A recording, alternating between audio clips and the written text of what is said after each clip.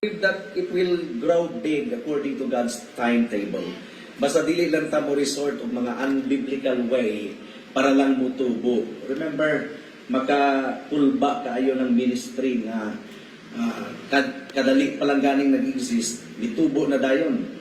Mura ba kulba kay ang mushroom, dali kaya kayo multiply ang mushroom, dali kayo mutubo. Pero bisan pag ang ilaga mo mubangga ni ana, tumba na dayon ang mushroom. We do not want to build a mushroom church here in Iligan City. We want to build a Nara church nang both ipasabot founded on the Bible and focused on the Lord Jesus Christ, founded on the Word of God. And to tell you honestly, we've studied the Bible almost all our lives, but until now we cannot claim mastery sa pulong sa Ginoo. That's how immeasurable and vast God's Word is. But thanks be to God, moment by moment, iya kitang gipatubo. So in behalf of the ministry there in Cavite, Herald of Grace Covenant Bible Church, among gipaabot ang pagpanimbaya sa mga kaigsunan o kahigalaan din sa One Voice Christian Fellowship sa Dakbayan sa Iligan. So ang akong kasing-kasing, nalipay gayud kayo nga makita kamo nawong once again. Please turn with me to Romans chapter 13, verse 13 hangtod sa 14. Roma kapitulo 13, versikulo 13 hangtod sa 14. And this is what the Word of God says. Magtarong kita sa atong paglakaw, ingon nga mga tawo nga anaa sa kahayag. Dili sa pagpatuyang, sa paghudyaka ug sa paghubog-hubog. Dili sa kahilayan ug sa kalawaayan. Dili sa pagpakig-away ug sa pagkamasinahon. Apan isulob ninyo ang Ginoong Hesukristo ug ayaw ninyo og gahini ang unod aron masunod ang mga kaibog niini. May the Lord bless the proclamation of His Word this afternoon. Actually, kini nga teksto, mga kaigsunan, historical, makasaysayan kini nga teksto. Gumikan kay ang Romans chapter 13, verse 13 hangtod sa 14, mao ang gigamit sa Ginoo aron maluwas si Augustine, the great scholar of the Christian Church.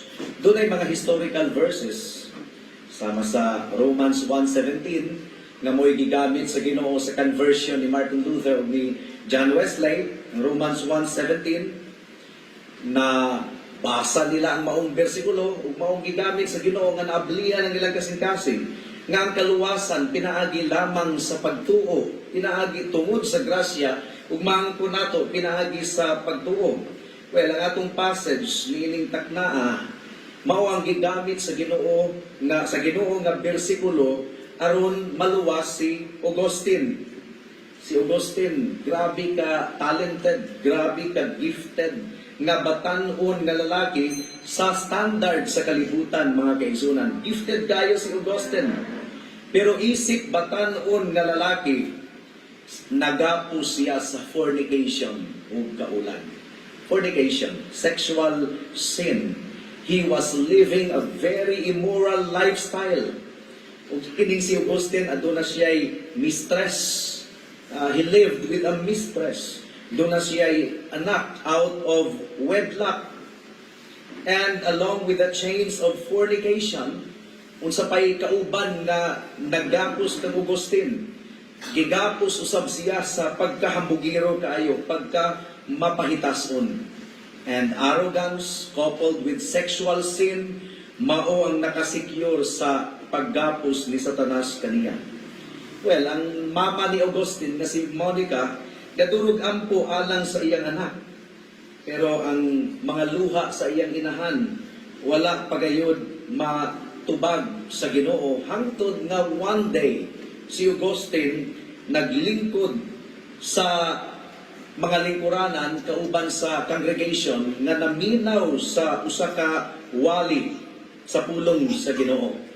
And God used that sermon to convict Augustine of his sin of immorality and arrogance. And then, in response to that sermon, nagampo si Augustine, Lord, give me purity. Hatagi ako og kaputli sa akong kasing-kasing tungod kay nagkinabuhi siya sa usa ka immoral nga lifestyle. Gitubag ba sa Ginoo insigida ang iyang pagampo? I believe so, pero dili pa gayud kadto ang moment nga totally na set free siya sa immorality mahitungod sa iyang sala. Pero at least na-bothered na siya sa iyang sala. Nabugatan na siya og duro sa iyang sala. Dili na siya komportable o gusto na siyang makahiling kawas gikan sa iyang sala sa immoralidad na muoy nagagapos kaniya sunod sa pipila ka katuigan. And then usa ka hapon ni ana bugat kaayo ang pamati ni Augustine because of his immorality nga kanunay gyud nga gadagandagan sa iyang hunahuna ug sa iyang kasing-kasing na bothered na kaayo siya. Nagbasa siya sa iyang Bible sa New Testament pero murag walay epekto. And then mitindog kini si Augustine in despair. Gumikan kay nakita niya that he was under God's wrath and condemnation. And then sa pikas nga koral sa garden nga nahimutangan ni Augustine, doon ay mga bata nga nagdula-dula. Ug usa sa kanang gi-chant sa mga bata, paregon sa mga bata pa mi naman may mga chanting sa dula. I went to the sea, sumasai. Ang hindi ko gibalo kung nadula ninyo na sa una. Doon ay mga bata nga nag-chant sa ilang dula, and the chant goes like this: take up and read, take up and read. Wa mo to'y kalabutan sa struggle ni Augustine. Doon na to'y kalabutan sa dula sa mga bata. Take up and read. Take up and read. Pero nadunggan to ni Augustine, iya katong gitake as God's message alang kaniya. So he took up and he got his Bible and he read it.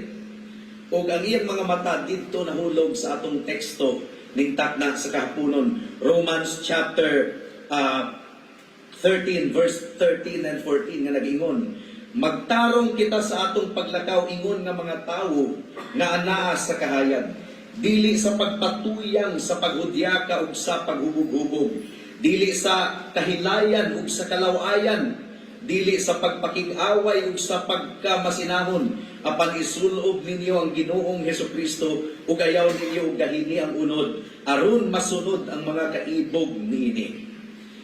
Sa pagbasa ni Augustine niadto nga bersikulo, murag giibot sa Ginoo ang tunog sa iyang dughan ug sa iyang kasing-kasing. He repented of his sin totally, and at once nabati kayo niya nga gipasaylo siya sa Ginoo. And at once the Savior broke the dominion of sin sa iyang kasing-kasing. And according to the diary of Augustine, miingon siya, I did not need to read any further.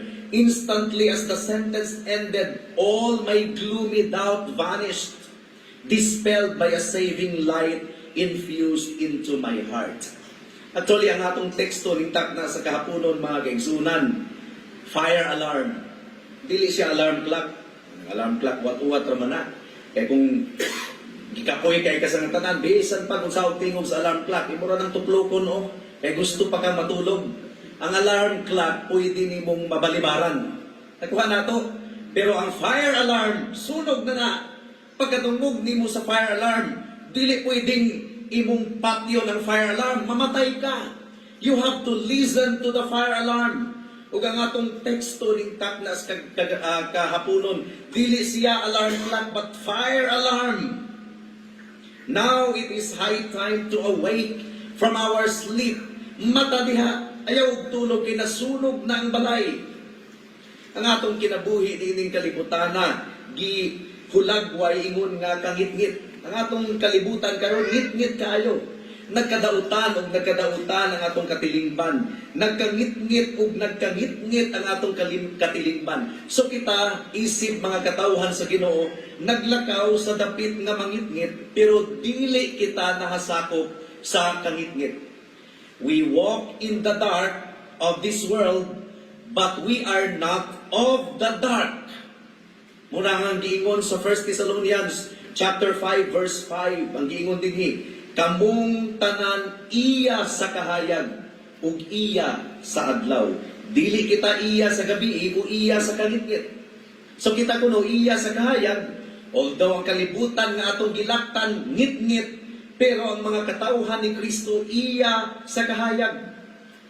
Dili kita iya sa kangit-ngit. Sa pagbalik sa atong Ginoong Hesukristo, ang mga iya sa kangit-ngit makuratan, mahadlok gayud kaayo ug malisang sa pagbalik sa atong Ginoong Hesukristo. Now, kung unsa ang tinuod sa atoa positionally, because our position is this: we no longer belong to the kingdom of darkness, but our position is we have been transferred from the kingdom of darkness into the kingdom of God's light. Kung unsa ang tinuod sa atoa positionally, kinahanglan nga makita kana sa atong kinabuhi. Kinahanglan nga makita kana sa atong gawi, mga kaigsunan. Karon, kung ikaw tinuod nga magtotoo sa atong Ginoong Hesukristo, wala na ka nahasakop kang Satanas. Wala na ka nahasakop sa kangit-ngit. You belong to Christ. You are under the dominion of Christ. And so, you and I, kung ikaw anak kang Kristo, we are light people. Kita mga katauhan sa kahayag, all sons of light and sons of day. Dili na kita iya sa kangit-ngit, mga kaigsunan. And thus, unsaon man nato pagbehave, unsaon nato pagkinabuhi, ingon nga mga anak sa kahayag. Well, dili nato awaton ang mga anak sa kangit-ngit. Dili nato sundugon ang mga iya sa kangit-ngit. Ang mga tao nga wala nakaila sa atong Ginoong Hesukristo, they naturally behave according to the darkness of their soul. But God's people are exhorted to, yes, walk in the night, but not according to the night. But let us walk in the midst of this darkness, but as people of the light. So dunay tulo ka bahin ang atong pagpabalandong ning takdas kahaponon. Una, the exhortation to behave properly. Giawhag sa Ginoo ang iglesia nga magkinabuhi properly. Isip mga anak sa kahayag. Ikaduha, what it looks like to not behave properly.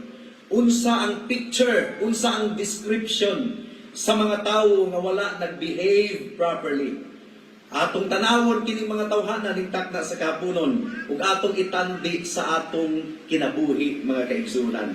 Ug ikatulo, what it looks like to behave properly. Ang focus nato anaa sa unang duha ka punto, but we will also deal with the third one. Tungod kay wa ko kay balo kung kanus apa kung makabalik diri sa Iligan. Now I tell you, sa dili pa ta magpadayon, mga kaigsunan, sa pagpamalandong, si Satanas maningkamot nga i-distract ang inyong atensyon karon gikan sa pagpamati sa pulong sa Ginoo.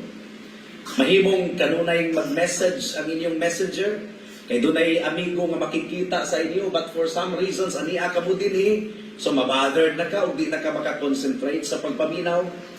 Pero ang atong pagampo nga dili magbalampuson si Satanas, despite his effort to interfere the proclamation of the gospel this afternoon, hinaot nga ang ebanghelyo, ang pulong sa Ginoo mo dagaytay gayud sa inyong kasing-kasing una-una, bisan pa sa mga bata nga ania sa atong palibot. And tambag nato sa mga nagsugod pang buluhaton. Matod pa sa Biblia, train up the child in the way that he should go, and when he is old, he will not depart from it. Tudluan ang mga bata nga mulingkod during worship. Kay kung padagandaganon lang na sila, or i-separate dito sa pikas kwarto, they will have the impression nga ang pagsimba lang sa mga adult. And when they get old, anad na sila nga dili mulingkod during worship, so di gyud sila musimba sa ilang pagkatiguan. Sa iglesia dito sa Dasmariñas, sa grasya sa Ginoo, adunay bibisita nato nga atong iyaan, kung nangutangag ta, na may mga children diri sa church. Ang tubag nato naman, daghan man, asa man. Naraw, ug misulot ang iyang mata, kaya ang mga bata nanlingkod ra gyud, natrahin. Lunes palanggani daan, gikondisyon na ang mind sa mga bata sa ginikanan during family worship, that the church is not a playground. It is a place of worship. It is a place na makitagbo kita sa Ginoo. Ang playground dito sa plaza, adto mo magdula, pero ang church dili dagandaganan. And then there is discipline nga sanction kung dili musunod ang bata. Train up the child in the way that he should go, and when he is old, he will not depart from it. So hinaot nga ang pulong sa Ginoo, imbis nga atong balibaran o imbis nga atong alkontrahon, hinaot nga hatagan kita og pagka mapainugsanon nga kasing-kasing aron musunod ug mupailalom sa pulong sa Dios. Kung naigo kita, mga kaigsunan ug mga kahigalaan, buhat ka na sa balaang espiritu. Kung ang imong kahimtang murag walay kasulbaran, naaman ta kanunay nga mapangutana pagkahuman aron masulbad ang imong kahimtang atubangan sa Ginoo. Mudangat na kita sa unang punto. An exhortation to behave properly.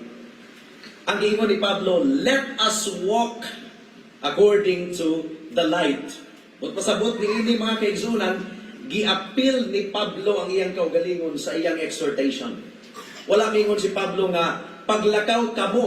Ang giingon ni Pablo, maglakaw kita diha sa kahayag ug dili diha sa kangitngit. Giapil ni Pablo ang iyang kaugalingon, mga kaigsuonan.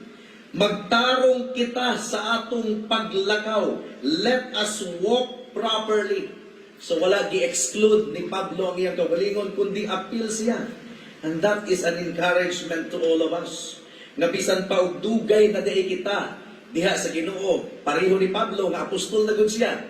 Pero bisan pagdugay na kaayo kita diha sa Ginoo, dili na ita exempted sa mga paghimangno ug mga review ug mga reminder gikan sa pulong sa Ginoo. Abi ninyo kaning taong garbuso na dugay na sa simbahan pero ma-offend kung makadawat og reminder ang ilang tinubagan, I know. Nauna pa ko sa imo sa Bible study, I know. So, but pasabot, you don't have to tell me that because I know. But the Apostle Paul, you see the humility of the Apostle Paul, sa grasya sa Ginoo, he included himself in the exhortation. Remember, ang purpose kung anong gatuon kita sa pulong sa Ginoo, kung anong gatuon kita sa doktrina, aron ang atong pagkinabuhi mas mahimong balaan ug mas mahimong tulid at tubangan sa Ginoo. Let us walk properly as in the day. O ginigiingon sa English. Sama sa mga tao nga maglakaw sa dalan, sa udtong tutok hayag kayo, di man putingali mag-brief ng mga tawhana. Di man putingali maglaway ang ilang nga pwede nilang buhaton sa ilang sulod sa kwarto. Mga kaigsuunan, ang tao nga naglakaw diha sa kahayag, careful sa iyang paglakaw, nga walay ikasulti ang mga tao nga nagtanaw kaniya. Mo kini punto ni Pablo. Tinuod nga ang atong kalibutan karon ngit-ngit, nagkagrabe ug nagkagrabe ang mga sala, pero sa atong paglakaw, dili kita maglakaw ingon nga night walker. Maglakaw kita ingon nga day walker. Now, gisulat kini ni Pablo sa mga Kristohanon dito sa Roma. They were church members in Rome. Unsa man nagmatang sa katilingban sa Roma at that time. Murag balaan sila. Just read church history. Grabe. Makita nimo ang immoralidad sa Rome at that time. Nothing has changed. Makaingon kita og mas limpyo ang ilang katilingban sa una, first century Christians? No. Gidescribe na yun ni Pablo sa 1 Corinthians chapter 6 verse 9 to 11. Please turn there. Ang gihisgutan ni Pablo diri nga mga sala, mao gihapon ang mga sala sa atong kapanahunan karon. Nagagrabe, nagka-intensify pero walay kalainan. Ang giingon din niyo, sa walay duha-duha na sayod kamo, nga ang mga dautan dili makasulod sa gingharian sa Dios. Ayaw pagpalimbong kay ang mga tao nga number 1, makihilawason o nagsimba sa mga Diyos-Diyos o mga mananapaw o nakighilawa sa isig ka lalaki, bakla, o nakighilawa sa isig ka babae o kawatan o hakog o mga palahubog. Kining hakog, kurakot ni sa Greek language, no? O mga palahubog o tigbutang-butang o mga malapason sa balaod, dili makasunod sa gingharian sa Dios. O Kung sa giingon sa verse 11, ang pipila kaninyo sama gayud ni anak kaniadto. Praise God.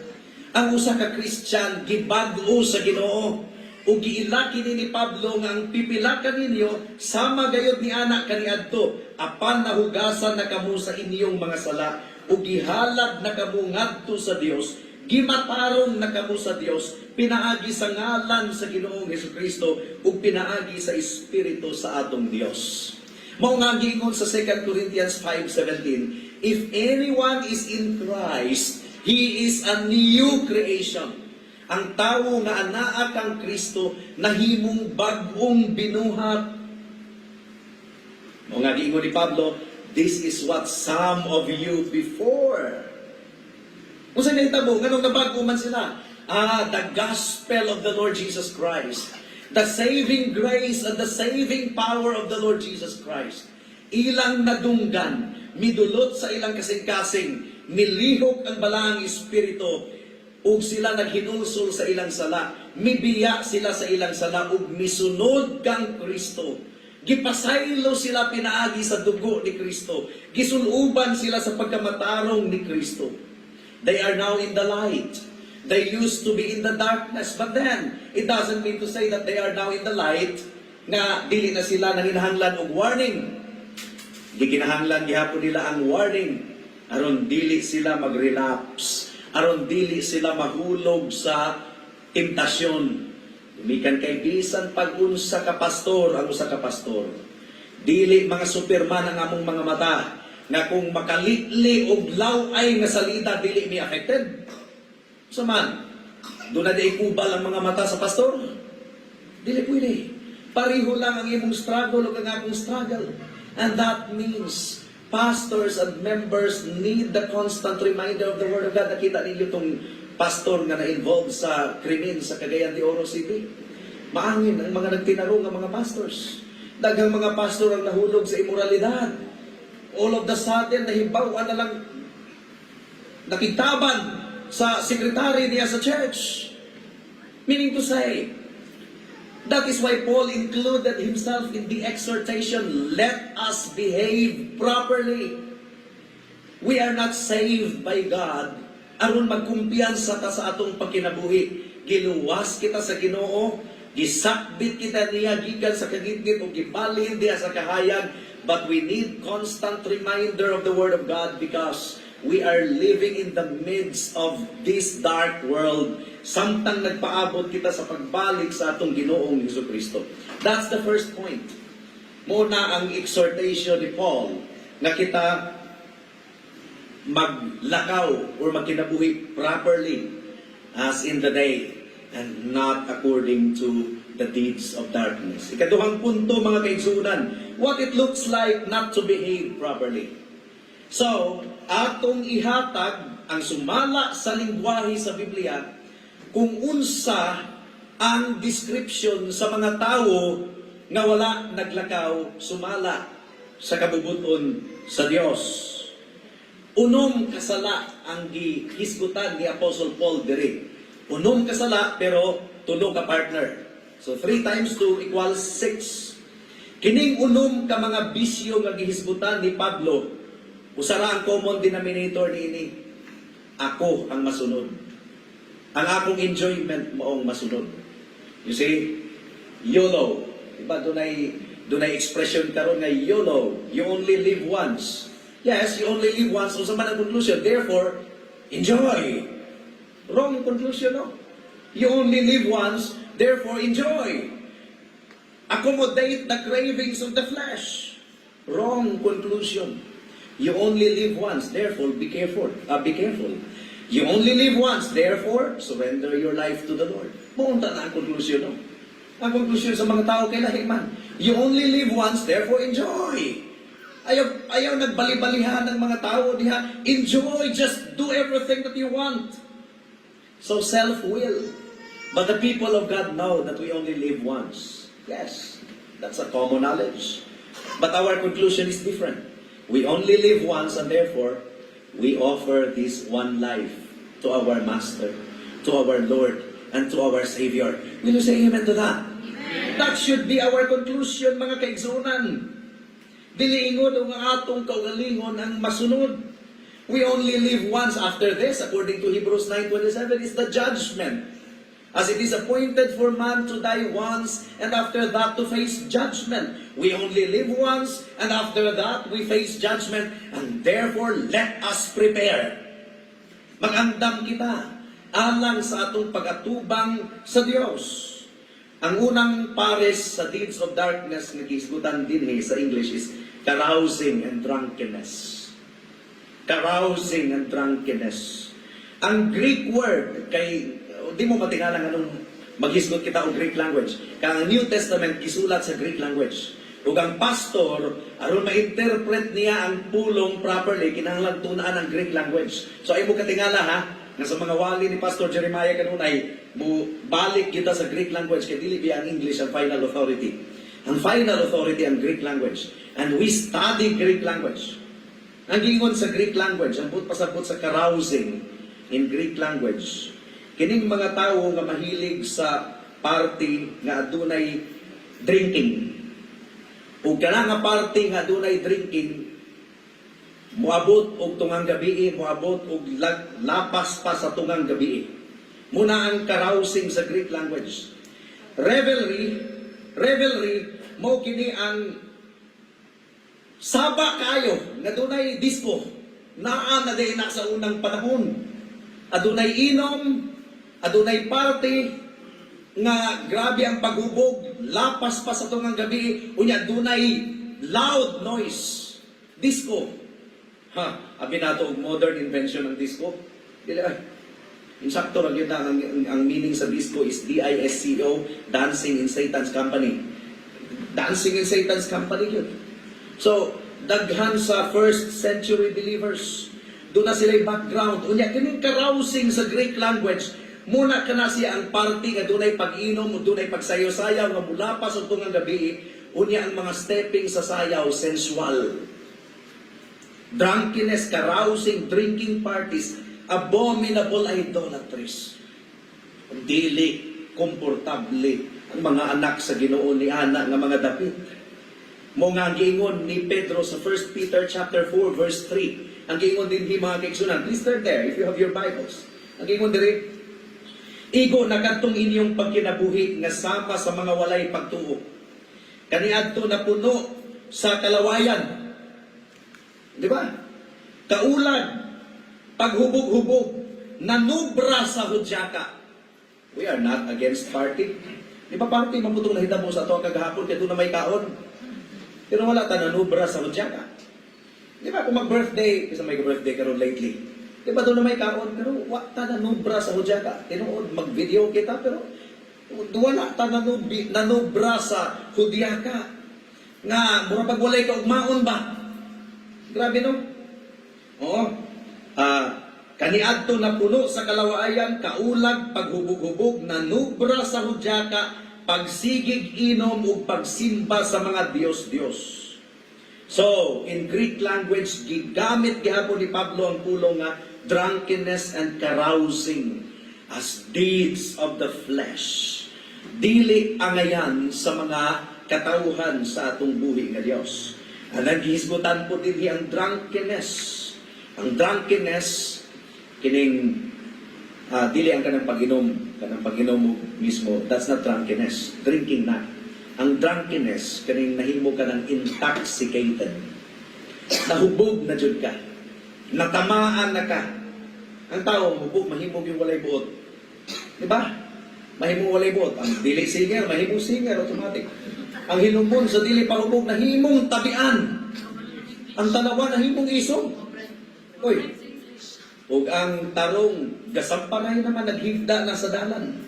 So, ang drunkenness sa Greek language, mo kining tao nga nahimo na siyang let loose or cut loose. Mga kaigsunan, giwarningan ni Pablo ang mga Christians sa first century church aron dili mahulog pag-usab niining mga matang sa sala.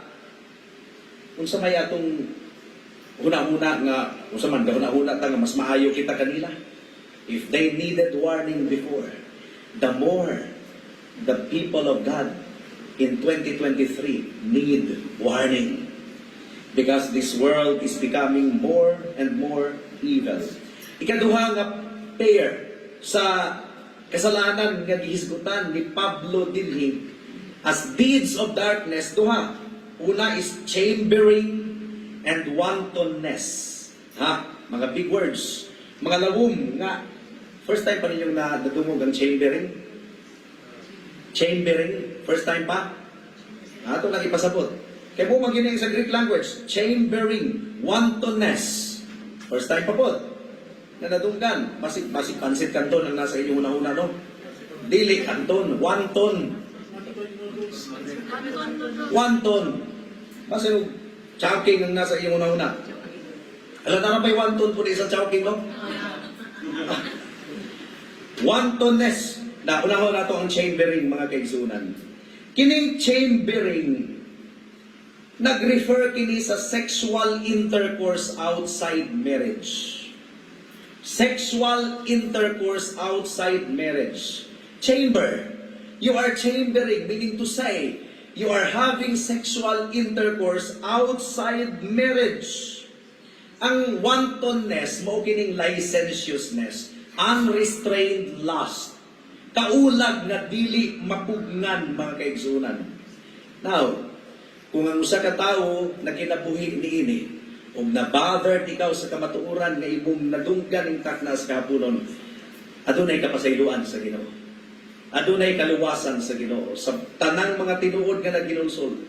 But if you need help, if you need help, and if you think that your situation cannot be solved, more na'y pamati nimo, pero walay sala nga dili masulbad sa atong buhi nga Ginoo. Will you say amen to that? As long as there is repentance. Muna ang chambering, no? Sexual intercourse outside of marriage. Ang wantonness, mo ka na ang licentiousness and unrestrained lust. Now, ang warning ni ini sa mga congregation, kay ang kasagarang mahitabo sa mga pastor, nga magwali batok ni ining mga salaa, mga kaigsunan, ang tubag sa kasagarang mga tao nga dili maghinulsol, grabe ra kay ka-judgmental, pastor. Grabe ra kay ka-judgmental. Imog yung hisgutan ka na nga sala, that's wrong. Pero dili na siya sipyat, mga kaigsunan. Ang sipyat, kanang muingon ka ng pastor, walay katungod, nga magwali batok sa sala. Muna ang sipyat. Trabaho sa mga pastor, nga imantala ang mensahe, ang pagdumot sa Dios, ang tunglo sa Dios, batok sa sala. Kay kung ang pasyente dili makabati sa iyang balatian, dili siya mudagan padulong sa doktor aron magpatambal. You have to be wounded by the word of God because there is remedy in the Lord Jesus Christ. Bisag unsa ka itom sa imong sala, kayang hugasan sa Ginoo, kayang paputigon sa atong Ginoo. As long as you repent, you humble yourself down and come to Jesus Christ, mga kaigsuunan. Now, remember, sa gibasa nato kaganina sa 1 Corinthians chapter 6 verse 9 to 11, i-describe ang mga immoralidad dito. Umuingon si Pablo, and such were some of you before. But now you are washed. Buot ka ba nga mahinluan, higala? Buot ka ba nga matulid? Bisan pagpila ka tuig nga nakaugat na ang imong sala, adunay gahom sa atong Ginoong Hesukristo. Adunay kagawasan, there is power in the blood. Ang sexual sin, gasugod magina siya sa atong una-una. Nga, gi-replay nato kanunay sa atong una-una. Mo gani nga, kung ang mga laway nga atong nakita 20 years ago, di na pa na mapapas. Mayroon tawag ang computer, parehas computer, no? Pwede na natong i-reformat. Ha? Pwede natong i-delete, i-reset. Yan kaya nga atong mind, superior gida ang gibuhat sa Ginoo, no? Kaysa sa imbento sa tao nga computer. Magaingon ta nga grabe kayo sa tanan. Oh, pero mas superior pagyapon sa Ginoo kay bisan ang sala nimo atong bata ka pa. Mutintal gihapon sa imo karon nga mubuhat ka og sala. Nahuman na to, gipasaylo na ka sa Ginoo. Sa imong sala nga nabuhat ka niadto, na-recall nimo sa imong hunahuna. Agoy, muinit na pod ang present. Ug matintal na usab ikaw. Wala kay nakita ha, naara sa imong hunahuna. That's how serious it is, mga kaigsuonan. And then, imong gitoy sa imong hunahuna, gi-entertain, wala nimo gi-rebuke dayon, wala nimo wa ka nagbasa sa pulong sa Ginoo, wa ka mitawag sa Ginoo dayon, imong gi-replay sa imong mind hangtod nga imo nang tinguhaon nga mutanaw na kag pornography, muklik na sa internet. Hangtod nga imo nang tinguhaon nga buhaton na nimo sa actual. You see, the key to avoiding sexual temptation is when sinful thought comes in, i-rebuke tayon. Ang pasabot ni Ana, itugyan sa Ginoo, mamalandong sa pulong sa Ginoo, mututok sa atong buhi nga Dios. Ang chambering, so itong chambering, you are living with somebody, bisag dili ka kasal. You are cohabitating with somebody. 3 times nagigamit siya sa Biblia to refer to the marital bed.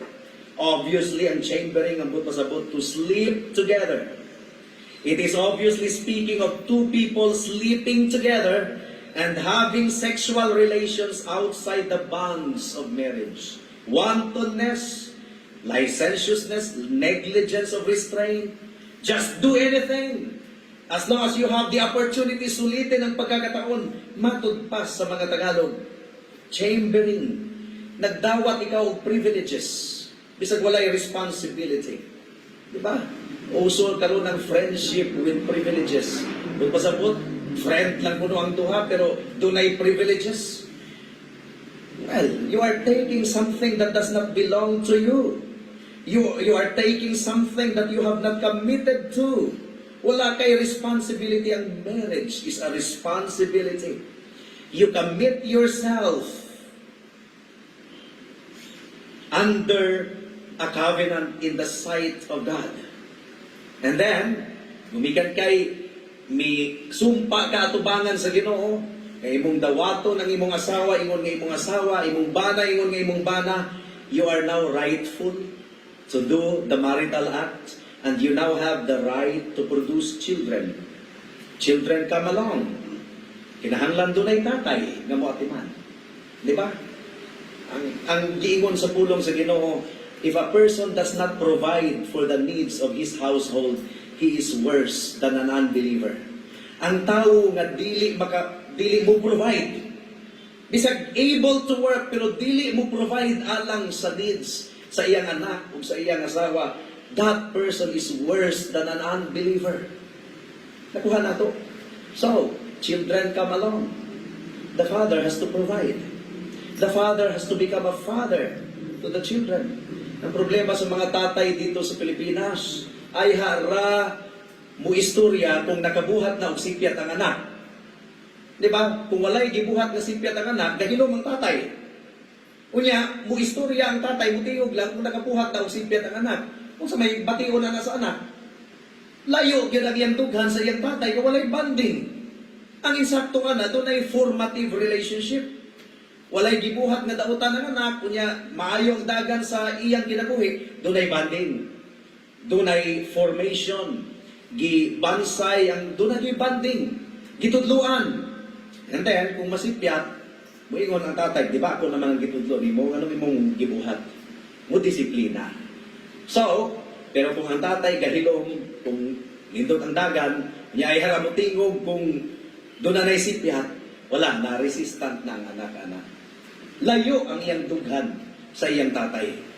Maingon mo sa nanay. Narabay mga anak na babae nga gistagol po sa nanay kay ang nanay kugihan kayo. Kaya sa iyang kakugi, wala niya gitawag ang iyang anak kung tanaw na kung giyon sa nako diri paghuga sa plato, giyon sa pagluto. Kay kugihan kay siya, di siya gustong mabothered. Di niya i-take ang opportunity nga imbitahon ang iyang 5-year-old nga daughter nga mulingkod lang diha samtang nanguso siya. Di ba? Nya dunay bonding nga nahitabo along the way, mag-storytelling siya, and then ang bata kay matintal ra ba na og kuha pud og sabon og mukuso, di mo po sige kuso ingon anak mo haton. So nahimo ng opportunity for training, for instruction. Dunay banding.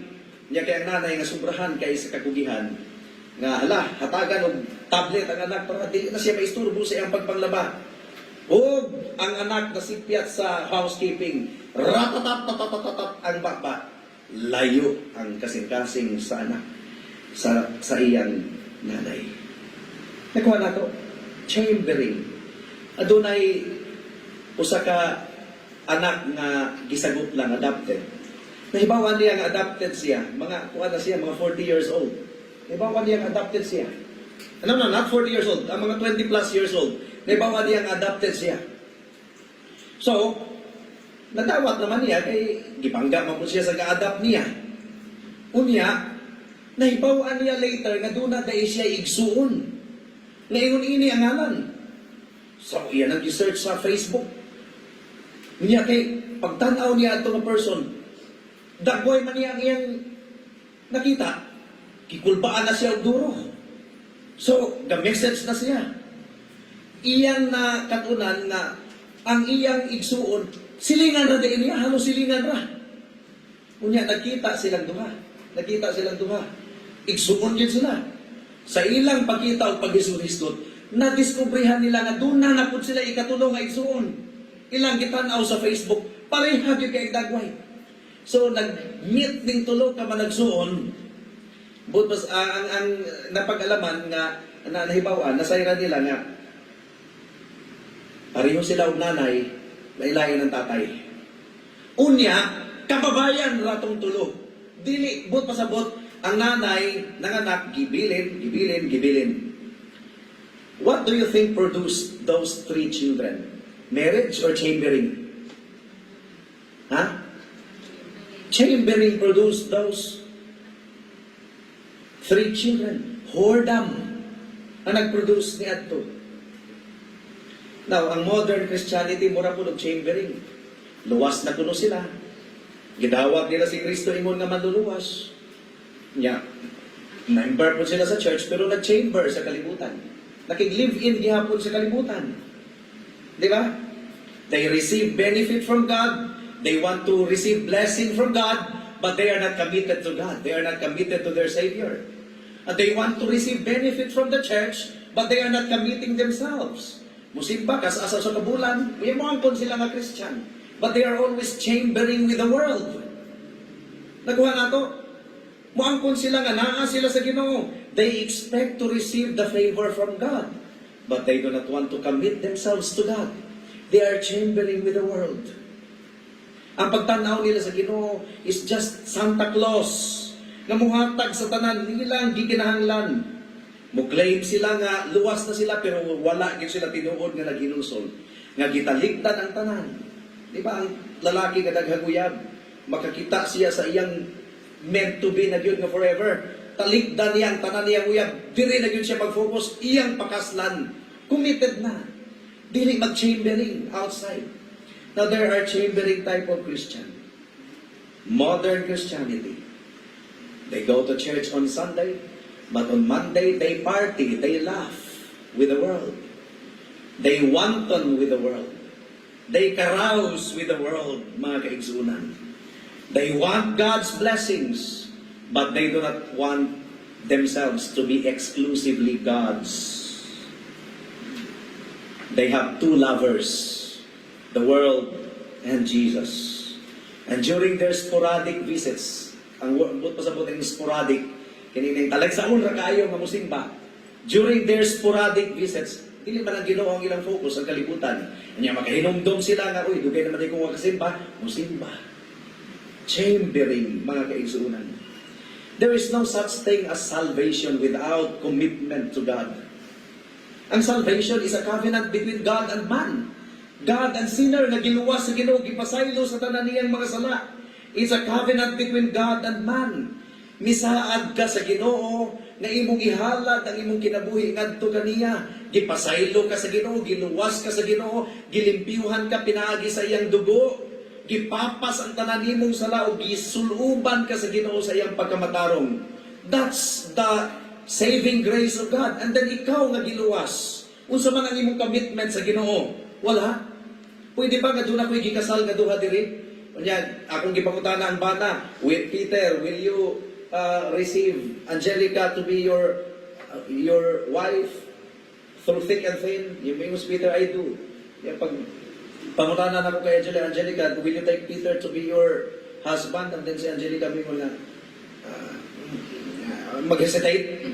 I don't think Peter will be stupid enough to go on with the wedding ceremony. He did not hesitate to commit himself to the woman, but the woman hesitates. Dili makatubag. I don't think the guy is crazy enough na padayunon ang maong ceremony. Call off, putol ang ceremony. Now, ang kaluwasan mga kaigsunan, kasal ka na between the Savior and the saved. It's not an open relationship. Yes, mag-asawa ka, but I am free to bed with somebody. Di ba? Open relationship, open marriage. Yes, we are married, but you cannot force me to be exclusively yours. Whenever I go, whenever I have business trip, I am free to do, and you are also free. Open marriage. Dili mo na ang kabilyo nato kang Kristo. Anaa kita kang Kristo. And for the rest of our lives, we dedicate our lives unto Him. We offer our lives unto Him. We do not chamber with Satan. We do not chamber with the world. Our relationship with Christ is exclusive, mga kaigsuunan, mga kahigalaan. Dili pwede nga giluwas ka, wala ka ibalos sa Ginoo. Nothing in my hands I bring, tinuod, ang imong kaluwasan, dili pinaagi sa imong buhat. Pinaagi ka na sa gibuhat ni Kristo dito sa cross sa Kalbaryo. Nga iyang giula ang iyang dugo. Nga naman, kaya ang tunglo sa Dios nga naa kanimo gitangtang ni Kristo pinaagi sa iyang dugo, pinaagi sa iyang kamatayon. O ang perfect obedience ni Kristo gikinahanglan alang kanimo. So if you believe in Jesus Christ, repenting of your sin, ang imong sala mapasaylo og pagkasuluban ikaw sa pagkamatarong ni Kristo. We are not saved by works, but we are saved by grace. Ug ato kini nadawat pinaagi sa pagtuo. But after we are saved, so wala tay responsibility, wala tay pagpangalagad sa Ginoo, wala tay commitment. Kumbaga, we want the benefit from God, but we do not want to have any commitment gikan sa atong Ginoong Hesukristo. That is not Christianity at all.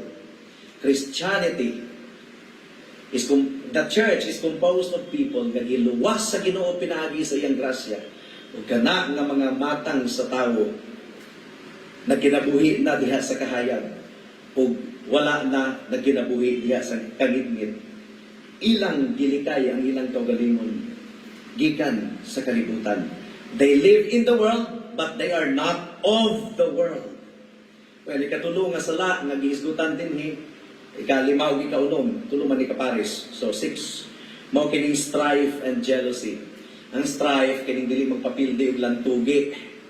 Muna ang strife, ang akong gusto mong matuman. So makiglalis yun. Ang akong gusto, strife na. Ang jealousy, kining niyang napanalanginan ng uban, wa ka malipay. Nagselos ka. Gikaguol, di mo ang panalangin sa uban na nadawat. So, imbit na malipay ka, naguol ka, di man ikaw. Diba? You do not know how to rejoice sa panalangin na nadawat sa uban. So, egoism and jealousy, being sad about the fortunes of others. They are not characteristics of the people of God. Ang gingon sa atong teksto, how to live, how to walk properly, how to behave properly, isulob kuno nato ang atong Ginoong Hesukristo. Dili nato hatagan og luna ang unod. Dili nato kini mapalapad, pero ipalapad kini sa next nato nga visit. Pero ang but pasabot sa isulob nato si Kristo, kining nakita nato siya sa matag adlaw. Ug unsaon nato pagtutok kang Kristo sa matag adlaw, makita nato ang iyang himaya kanunay pinaagi sa pulong sa Ginoo. Magkugi kita sa pagpamalandong sa pulong sa Ginoo. Do you really want one voice Christian fellowship to be a holy church, spotless bride in the sight of God. Seryoso sa pagkabalaan. There can never be growth in holiness apart from the Word of God. Apart from commitment to study the Word of God. Apart from commitment to really dig deeper on the things of God. There can never be growth in holiness apart from repentance. Apart from a settled resistance to sin and settled reverence sa atong Dios, ingon nga hari, ingon nga Ginoo, and settled confession of our sin and admitting that it is only by God's grace na makapadayon kita sa atong Kristohanon nga pagkinabuhi. Kumusta ka niining si Manaha? Nagdetour ka ba? Gikan sa dalan sa kahayag, padulong sa dalan sa kangitngit. Daghang mga higayon na nagdetour ang mga Christians. Balik sa kahayag. Paghinulsol sa imong sala. Walay kalinaw alang sa dautan. Daghan kaayong mga misery nato sa present nga na-accumulate sa atong sinful lifestyle in the past. Lisod na kayong tambalan. Mga miseries na gihinulsulan na nato ang atong sala in the past, pero gaani ra gihapunta sa consequence. Pareha ba ni David? Nakasala siya kay Bathsheba, ipasaylo siya sa Ginoo, pero girip niya ang consequence. Ang sword, wala na mibiya sa iyang panimalay. So, posible nga ang present consequence ni mo is nabaon ka sa utang, wala pa dyan ka makarecover because of your sinful lifestyle. Nga bisag gihinulsulan na nimo, gaani gihapon ka at present. May God's grace enable you to remedy your situation by surrendering your life unto the Lord and by repenting of your sin. There is forgiveness in the Lord. Pero kung wa pa gihapon ka naghinulsol, ug hangtod karon nagpadayon ka sa imong makasasala nga kinabuhi, o karon nag-reap ka gihapon sa consequence, pero wa pa gyud ka naghinulsol, wa pa gyud nimo gisurrender sa Ginoo, higala. Come to Jesus Christ. Naulipon ka sa sala. Only Jesus Christ can set you free, can deliver you. The grace of God is greater than the greatest pool of sin. The grace of God through Jesus Christ can remove the curse. The consequence may be reaped by you hangtod sa imong kamatayon, probably. But there is peace in the Lord Jesus Christ. There is peace of a washed and a cleansed conscience. Kung ikaw, Christian, pero na-slide ka, nag-detour ka, you are chambering, na nahulog ka sa immoralidad, remedy your situation, repent of your sin, and straighten everything. Matulira ang imong sitwasyon, ug buhata ang matarong, start over again. Whatever situation ang nakaintanggal kanimo, igsuon diha sa Ginoo. Kristohanon kang tinuod pero nahulog ka. There is remedy in the Lord. And that is why servants of God, ministers of the gospel are here to help you out and to guide you in the way that you should go according to the Word of God. Hinaot nga seryosohon nato kining tanan. Gumikan kay ang iglesia sa Ginoo dili lamo-lamo, dili dula-dula. Ang iglesia sa Ginoo, iya kining bride, i-present kini ni Kristo sa iyang amahan. And we must be presented as a spotless bride. There is a One Voice Christian Fellowship. Remember, if anyone is in Christ, he is a new creation. Change must be evident. Dili nato i-modify ang description sa Christian. New creation, new creation. Bagpo ang panlasa. Nausab ang panlasa. Gikan sa panlasa nga ganahan kayo sa sala. Ngadto sa panlasa nga gadumot na sa sala ug nahigugma sa pagkamatarong, nahigugma sa pagkabalaan. May this be the distinguishing mark of One Voice Christian Fellowship hangtod sa atong kamatayon ug hangtod sa pagbalik sa atong buhi nga Dios. Magampo kita. Salamat o Dios sa mensahe nimo ning tagnaa. Among gipangayo o Dios nga midulot kini sa matag usa. Ug among seryosohon ang imong iglesia, ang imong buluhaton kay dili kini tiaw-tiaw. Panilngan mo kami o Dios kung amo kining gilamo-lamo. O Lord, what profit is it for a man to gain the whole world and lose his own soul?